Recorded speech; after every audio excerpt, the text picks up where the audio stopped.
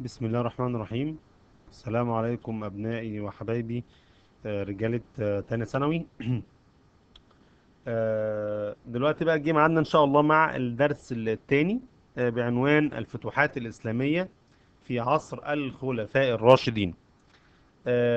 كنا عرفنا في الدرس اللي فات الدولة الإسلامية عقب وفاة النبي صلى الله عليه وسلم، وكيف تم اختيار أبو بكر الصديق، والظروف والملابسات التي تم فيها اختيار أبو بكر الصديق ليكون أول خليفة. وكيف تغلب أبو بكر الصديق رضي الله عنه عن على خطر المرتدين. وعرفنا إيه الفرق ما بين فتوحات الإسلامية والاحتلال وفلسفة ومبادئ الفتح الإسلامي، علشان تبدأ بقى إن شاء الله رحلة المعرفة والتعمق في الفتوحات الإسلامية في عصر الخلفاء الراشدين.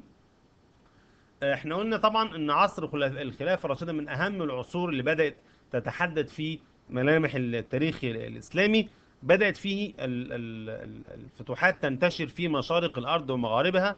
الصورة أو الخريطة اللي قدامي دي بتوضح عندي توسع الدولة الإسلامية شرقا حتى وصلت إلى يعني بلاد فارس، وعلى مقربة من يعني وسط قارة آسيا، شمالا حتى أرمينيا، غربا طبعا تم فتح الشام ثم مصر، وتم الفتح إلى شمال أفريقيا، منطقة إفريقيا اللي هي تونس حاليا.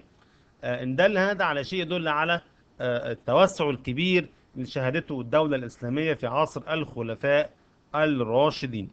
طيب، الفتح تم على مراحل. في عهد سيدنا أبو بكر الصديق بدأ أول حاجة يعمل إن هو بيأمن حدود الدولة الإسلامية. بعد ما انتصر على المرتدين بدأت الدولة تستقر. بدأ يوجه جيوش الدولة الإسلامية شرقا وغربا.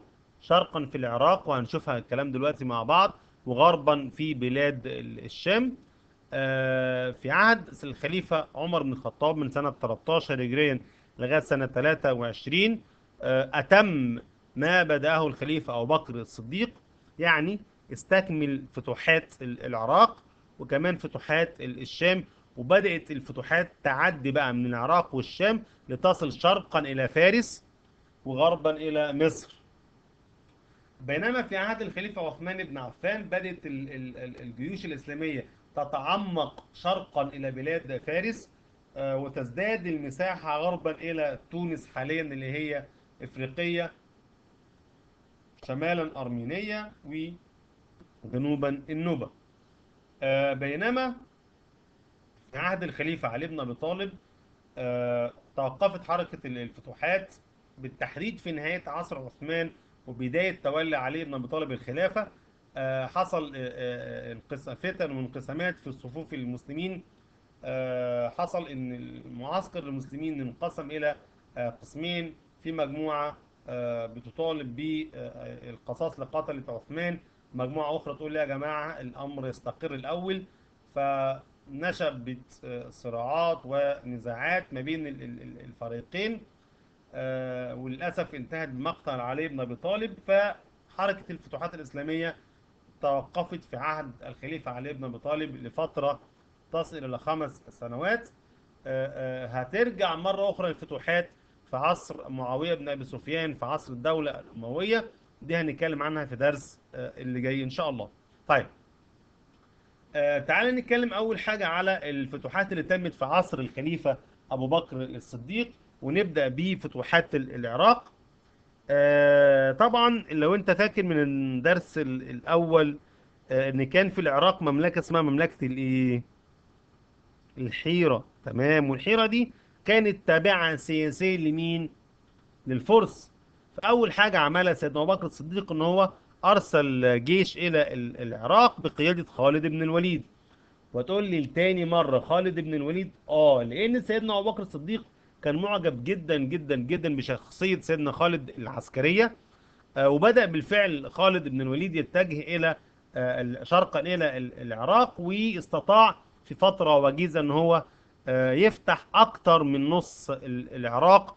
وإن دل هذا على شيء يدل على كفاءة وقوة سيدنا خالد ابن الوليد. طبعا الجيش هو اتجه شرقا. المسلمين دخلوا في معارك عديدة في في العراق مع الفرس. من أهم هذه المعارك موقعة اسمها ذات السلاسل، موقعة اسمها القادسية، فتح المدائن وفتح الحيرة، ومعركة اسمها معركة البويب. تمام. بس طبعا الكلام دلوقتي على ايه؟ على معركة مهمة جدا جدا جدا، وهي معركة القادسية. يبقى خالد بن الوليد فتح اكتر من نص العراق. طيب، معركة القادسية بقيادة سعد بن ابي وقاص. الله، امال خالد بن الوليد راح فين يا مستر؟ هقول لك كمان شوية راح فين. راح بلاد الشام. طب ليه؟ هنقول كمان شوية. طب مين القائد دلوقتي سنة 15 هجريا؟ سعد بن ابي وقاص. احنا كده دخلنا في المرحلة التي تولى فيها عمر بن الخطاب امر الخلافة الاسلامية. وهتدور دلوقتي معركة هي صفحة من صفحات التاريخ الاسلامي في تلك المنطقة، معركة القادسية، اللي المسلمين هيقابلوا فيها الفرس، وهيكون قائد المسلمين هو سعد بن ابي وقاص. سببها ان المسلمين للاسف تعرضوا ليه هجوم مضاد من قبل الفرس، افقدهم مساحة مش قليلة من المساحات التي تم فتحها في عهد خالد بن الوليد. يبقى سبب معركة القادسية 15 جرين بقيادة سعد بن أبي وقاص إن المساحة اللي تعب فيها وانتصر فيها خالد بن الوليد هو والجيش اللي معاه، بدأ الفرس يعيدوا الكرة مرة أخرى. بدأ الفرس يعيدوا تجميع قواتهم مرة أخرى، ويستطيعوا سلب تلك المناطق من يد المسلمين، أو استردوها من يد المسلمين. فوجه عمر بن الخطاب جيشا بقيادة سعد بن أبي وقاص، الذي نجح في أن يلقن الفرس درسا قويا لن ينسوه أبدا. انتصر المسلمين انتصارا ساحقا قويا على الفرس. وبكده ما بقاش للفرس سيطرة نهائيا على جبهة العراق. انتصر المسلمين، وانتهت سيطرة آل ساسان، الأسرة اللي كانت بتحكم بلاد فارس والعراق. انتهت سيطرتها تماما على الجبهة الغربية لدولتهم اللي هي العراق يعني. وبدأت تنتقل حدود الدولة الإسلامية والفرس إلى جبال زاجروس، اللي هي هتكون يعني الفرس ملهمش وجود تماما بعد كده في العراق، بينما هيكونوا موجودين في بلادهم الأصلية وهي إيران حاليا. وده كان انتصار كبير جدا جدا جدا لسعد بن أبي وقاص، القائد العسكري ذو الخبرة الواسعة. بعد ما انتصر بعد ما انتصر سعد بن ابي وقاص، استكمل انتصاراته. بدأ يعني يتجه ل مواصلة الفتح ونشر الدين الإسلامي في أي مدينة أو أي بلد كانت تابعة لحكم الفرس، لغاية ما وصل لمدينة المدائن. وادي في الخريطة أهو، ادي القادسية. تمام. جيش سعد بن ابي وقاص هو اللي بالسهم الاخضر، قادسيه، ومن بعدها مدينه الايه؟ المدائن، عاصمه واحده من عواصم الفرس. تمام. لكن طبعا كسرى الفرس هرب من العاصمه المدائن، وبدأ يشعر ان خلاص اجله قرب، وبدأ مش عايز يكون في مواجهة مباشرة ما بينه وبين سعد بن ابي وقاص. فهرب هو وكبار الرجال الجيش بتاعه، واللي يقدروا ياخدوه من القصر الابيض بتاعه. ده القصر بتاعه هو في المدائن. اللي يقدر ياخده خده، واللي ما يقدرش ياخده فسابه ومشي. سيدنا سعد بن ابي وقاص حاصر المدينة لمدة شهرين، بعد كده فتحها، والمسلمين غنموا ما فيها. يعني غنموا يعني خدوا اللي موجود فيها. طيب يبقى كده المسلمين بيسرقوا الحاجة بتاعت الراجل؟ لا، خلي بالك. المسلمين غنموا ما فيها، يعني الغنائم كلها بتروح للقائد. تمام. ويبدأ بعد كده يرسلها للخليفة، والخليفة بيدخلها بيت المال وبيصرف منها بعد كده على المسلمين. المهم، سيدنا سعد بن ابي وقاص عندما دخل المدينة نزل في هذا القصر، ولم يجد أي معارض ليه نهائيا.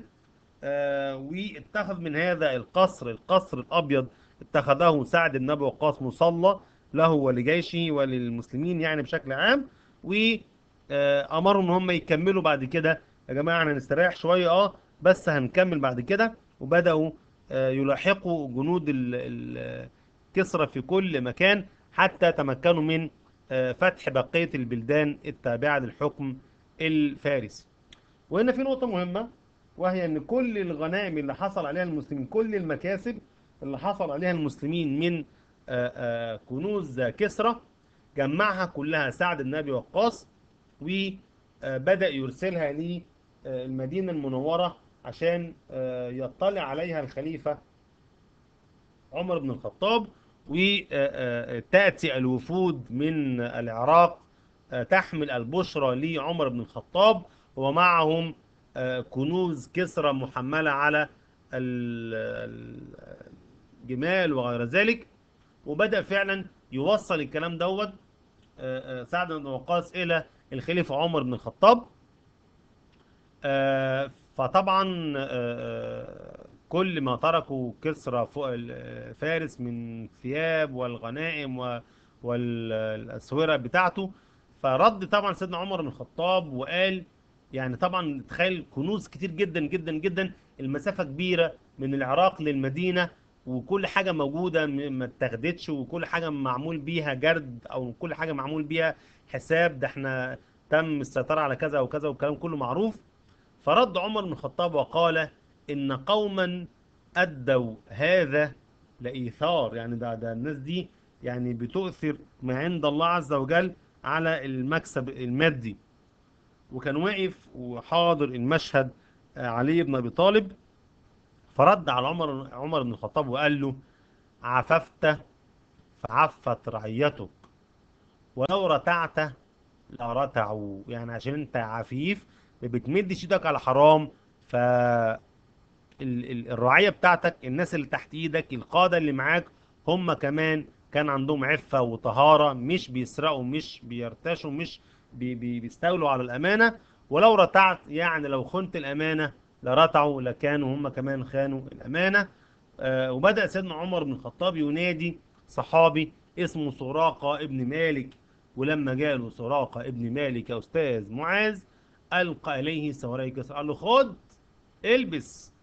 يعني الأسورة، الحاجات اللي بتلبس في الإيد زي المعصم كده وحاجة كبيرة بتدل على القوة والمكانة والمهابة بتاعت كسرى.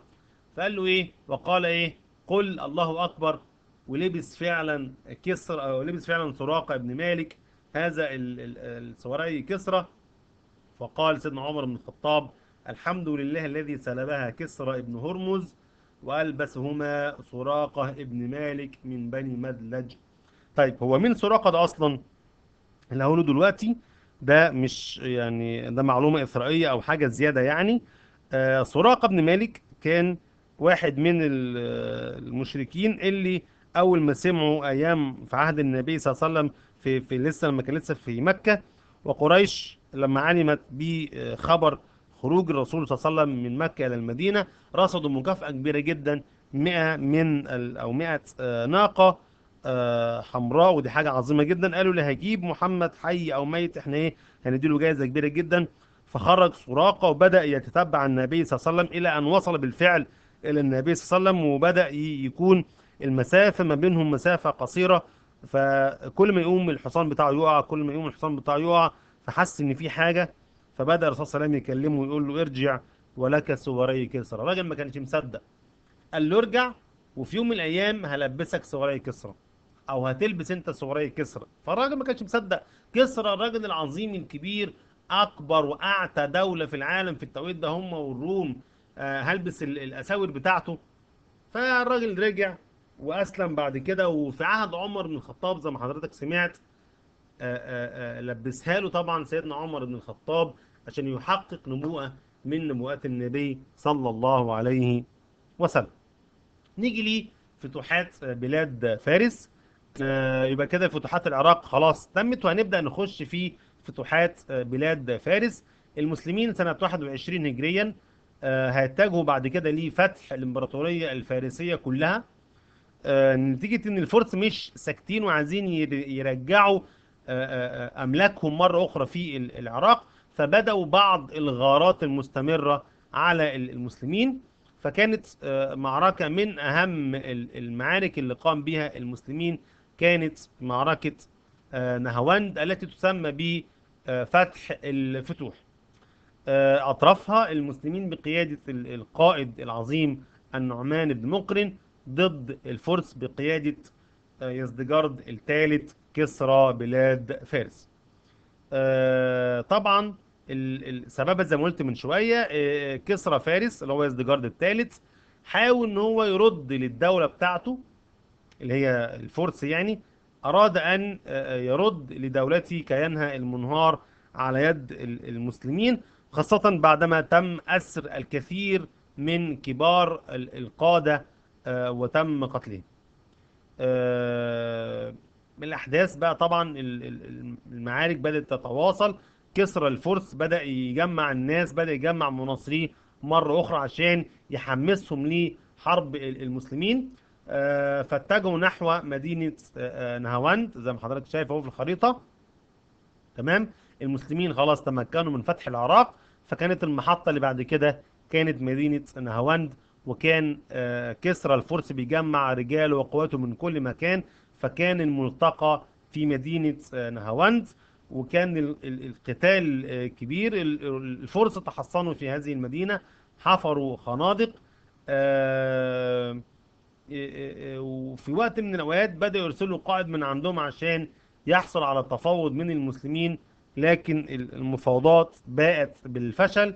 فالتقى الجيشان واحتدم القتال، وفي أثناء القتال سقط القائد النعمان بن مقرن شهيدا في هذه المعركة. ولكن على الرغم من سقوط القائد شهيدا إلا أنه انتهت بانتصار المسلمين، وتحطم نفوذ الفرس تماما.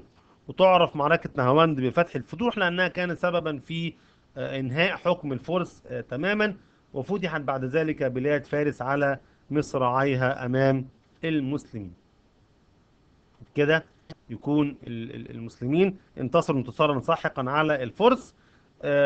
وفي عهد سيدنا عثمان بن عفان بعض المناطق حاولت تتمرد مرة أخرى على الحكم الإسلامي وعلى المسلمين، منهم طبعا أهل خراسان.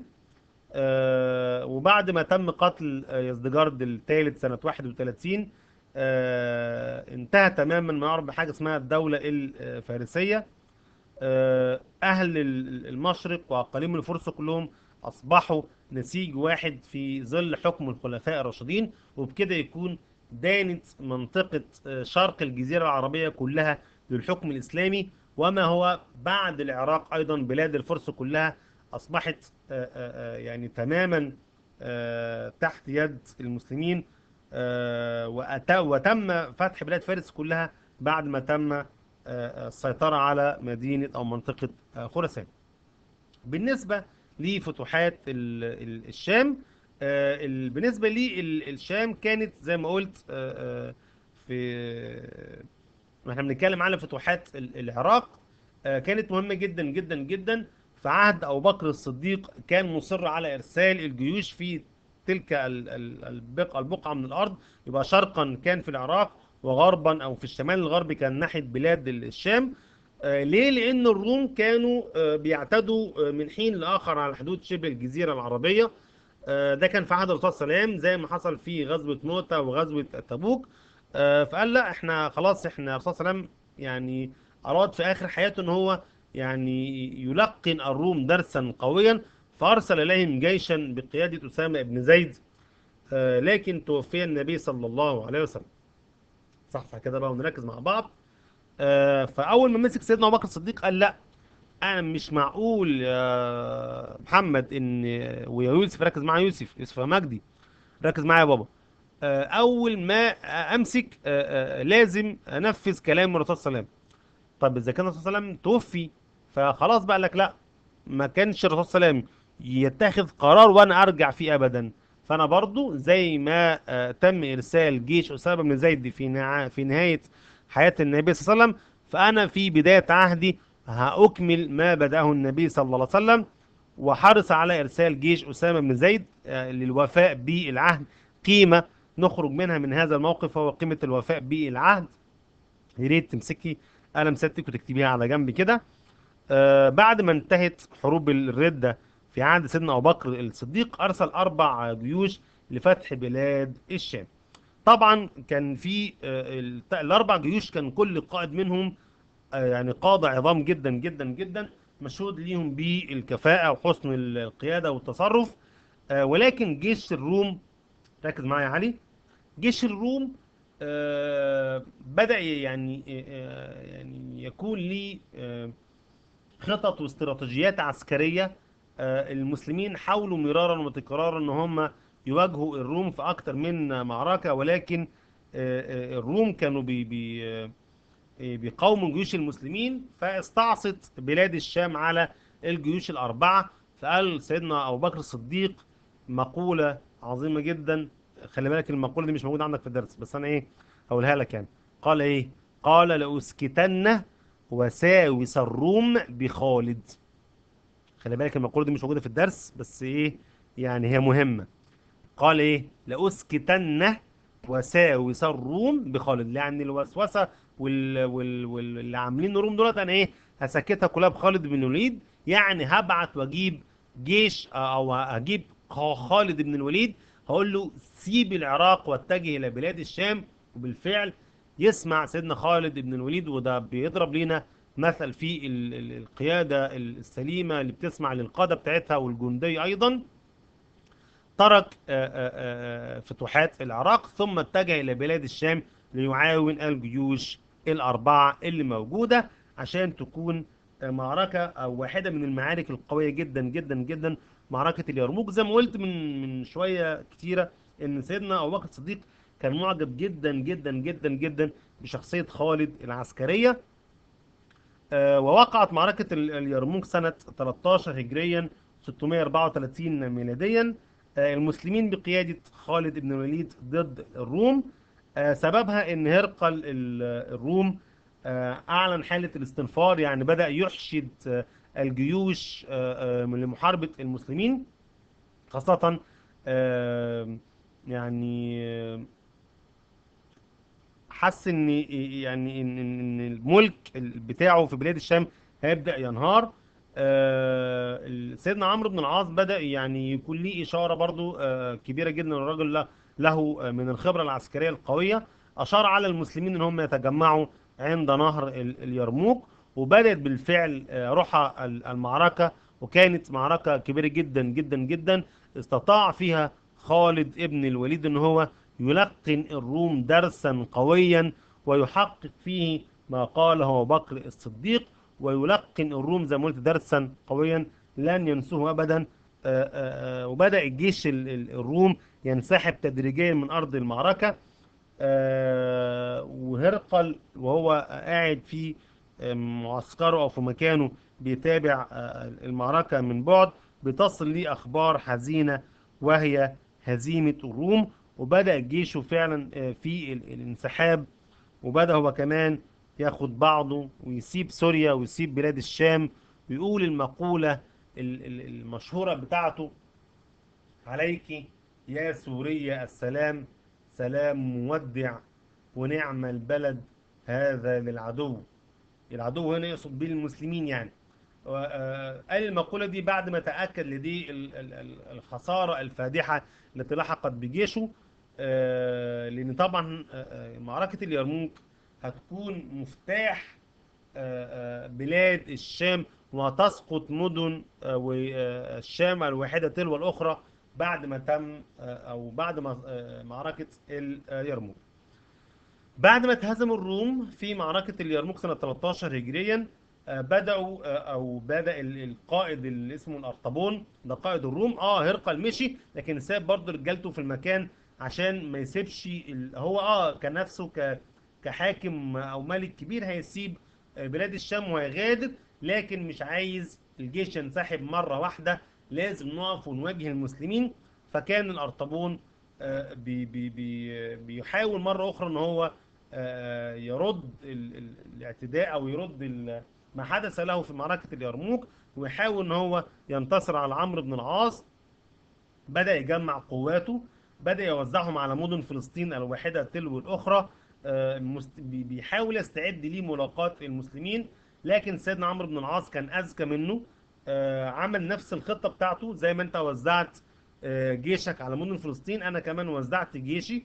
الطرفين اتقابلوا عند منطقة او عند مدينة او منطقة اجنادين. وسقط طبعا شهداء من المسلمين، وسقط قتلى كثيرين من الروم. انتهت بانتصار المعركة، انتهت او معركة اجنادين انتهت بانتصار عمرو ابن العاص. بدأ الارطبون ينسحب لمدينة القدس. نجح عمرو بن العاص في فتح العديد من البلدان الواحدة تلو الأخرى من أجل تأمين فتوحاته في بلاد الشام. طيب، هو الأرطبون بدأ ينسحب فين؟ لبيت المقدس، نظرا لأن بيت المقدس لها أهمية إيه؟ أهمية دينية كبيرة جدا، ونظرا لها أنها مدينة سيتجمع فيها قوات الرومان. فتح بيت المقدس هيكون ليه دلالة كبيرة جدا جدا جدا، هنتكلم عنها إن شاء الله في الجزء اللي جاي من الدرس. ننتهي عند تلك الفترة أو تلك الفقرة. ده الجزء الأول من الفيديو. إن شاء الله في الفيديو اللي جاي نتناول فيه بالتفصيل فتح بيت المقدس، وكيف كان عمر بن الخطاب وجود قوي جدا جدا جدا في هذا الفتح، وكيف تعامل عمر بن الخطاب مع المسيحيين في بيت المقدس، كيف كانت فتوحات الشام، وأهم فتح في فتوحات الشام وفتح بيت المقدس، ثم فتوحات شمال أفريقيا. نتوقف عند هذا القدر، والتقيكم إن شاء الله في الجزء الثاني من الدرس، والسلام عليكم ورحمة الله وبركاته.